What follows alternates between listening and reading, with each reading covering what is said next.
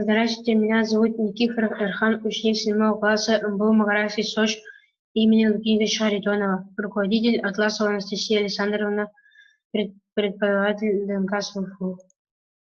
Актуальность темы спектр использования ГИС-технологий очень велик, и перечислять все аспекты, которые они затрагивают, можно бесконечно. Используя современные дистанционные методы мониторинга и ГИС, возможно обеспечить сельское хозяйство оперативной информацией о состоянии земель, проводить эффективный контроль и управление использованием в сельском хозяйстве.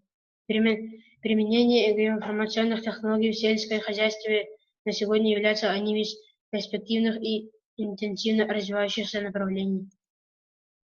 Цель моего исследования – изучить возможности ГИС для мониторинга, вегетационный индекс NDVI, сравнить типы культуры города Якутск и города Новосибирск. Задача – использовать литературу по данной теме, сравнить вегетационный индекс NDVI, определить и сравнить типы культур. Предметная область – география и растениеводство.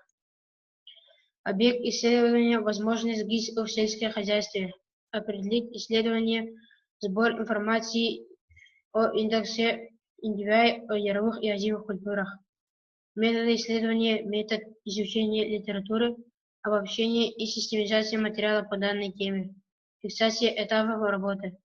Гипотезой исследования является утверждение, что использование современных технологий помогут к оперативному информационному и состоянию Земли. Новизна исследования работы состоит в том, что до сегодняшнего дня никто не занимался поиском изучения возможностей ГИС в нашей школе. Геоинформационная платформа QGIS и GeoMixer. Алгоритм расчета вегетационный индекс NDVI по информационной системе QGIS. На рисунке показан слой в начале сезона. Видны более активные поля, различные водоемные поля. На рисунке изображен слой в конце сезона. Красным цветом показан река Лена. Озимая культура. Временный отрезок с июля 2018 года по апрель 2019 года. Озимые культуры – однолетние растения зерновых, чаще злаковых семейств. Это озимая культура. Вот это яровая культура.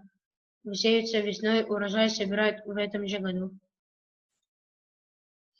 Сравнение хода работы в QGIS и GeoMixer. Мне было удобно работать с геоинформационной платформой GeoMixer. Онлайн GeoMixer – это векторный слой объекта, которые могут быть отображены на какой-то определенный промежуток времени.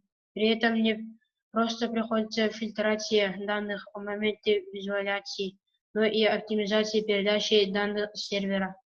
Таким образом, становится возможность создавать слои практически с неограниченным количеством данных, при условии, что при просмотре данных будет выбрана разумная пространственная временная область.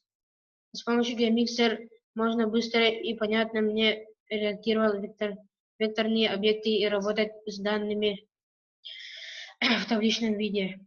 Из графиков слоев можно определить NDVI почвы, температуру, когда в них в году можно было много осадков, управление отображением и поведением объектов на карте, загрузкой отдельных слоев и целых проектов из базы данных. GeoMixer загружается даже с телефона, и можно посмотреть весь слой. Заключение. В результате работы с ГИС я понял, что новые технологии о том, что числе QGIS и GeoMixer возможны для современного информации и использования в сельском хозяйстве. О состоянии земель проводить эффективный контроль и управление в использовании в сельском хозяйстве. Данный ГИС пользуется, проводит мониторинг культуры по разной теме стадии их развития. Спасибо за внимание.